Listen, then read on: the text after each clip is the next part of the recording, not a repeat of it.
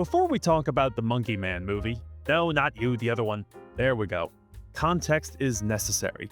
I recently reviewed the movie Wicked Part 1, in which I stated that I love stage musicals, but I almost never care for their on-screen counterparts. Something is just lost between stage to screen, and while Wicked is an exception to that pattern, the same attitude can be applied to musical biopics. Even if they only come out every so often, it feels like we just get a lot of these, and I kinda don't usually care. Maybe I got into them at the wrong time, but they always tend to follow a similar formula that in order for me to get interested in that formula, you've got to do something really unique to pull me in. Elvis got close, but it overstayed its welcome. Weird looked incredible, but I don't have a Roku. So I was left with this trepidation while walking into Betterman, thinking that turning singer Robbie Williams, someone who I was completely unfamiliar with, into a monkey was the studio's attempt to be unique in a formula that I already just don't care for. Let me tell you what, man.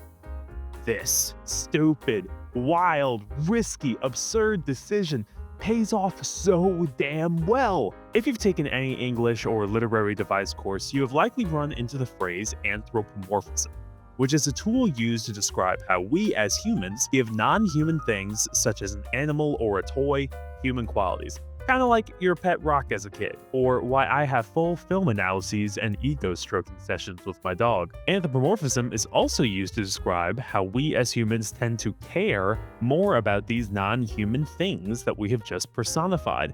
Why my dog is better than any of you people, and also why the movie Betterman's bizarre, insane choice to have a CGI monkey portray Robbie Williams works so well. When you see a human on screen hitting their low point, becoming an alcoholic, losing touch with their family, crying, yeah, it can be impactful. But when you see this monkey get bullied by other kids, fail to live up to his father's expectations, and resort to substance abuse to keep him going, that impact is felt tenfold. So yeah, sure, Betterman has all of this stuff in it, but it resonated with me in such a new way that even I, someone super jaded on musicals and biopics, did that little sprint to the movie theater bathroom because I was so desperate not to miss a scene. It's not just because of the monkey stuff, of course. You can have a monkey star in your movie and it still be bad, but the script here is expertly woven. It has like 10 lines I keep replaying in my head because I'm like, damn, that means something, you know? And even outside of its spoken word, this constant dream-like flow that these editors have spread across this film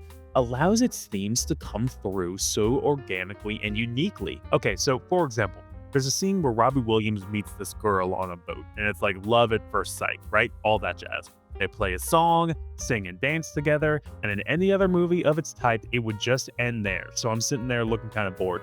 But in Better Man, between glimpses of stunning choreography, you get flashes into the future of this couple, seeing them at their highest highs and lowest lows, all in the span of this one song. Or this other scene, where Robbie falls off the stairwell during an argument. He plummets down and lands in a van, and through the magic of creative editing, just like that, you are transported seamlessly into a completely different setting, different day, and you finally realize how this movie makes a story that takes place across 25 years appear so well paced in its 2-hour and 15-minute runtime. I think people are going to talk a lot about the monkey thing around this movie, and they should, but I sincerely hope we don't lose sight of everything else that works in this film. Because, as Matt Reeves once said, a good monkey does not a good movie make. Okay, we talked about the monkey, we talked about the editing, what else is there? Oh yeah, how is the story? Well, it's still this, and I can't fault the movie for it. It is still this embellished yet accurate, vulnerable look into Robbie Williams' life. So like, what are you gonna do? You're not gonna take creative license with that. But at the very least, as the story plays out, there's a lot more to chew on here. There are themes not just about the usual, being famous can suck sometimes trope, but also more powerful ones to people like me who aren't famous, such as who is creativity and art really for? Who brings you up when you were at your lowest, and when you rise up from that, what kind of person do you look like on the other side? Those themes, all executed perfectly, stuck with me long after the credits rolled. Better Man is a fun time.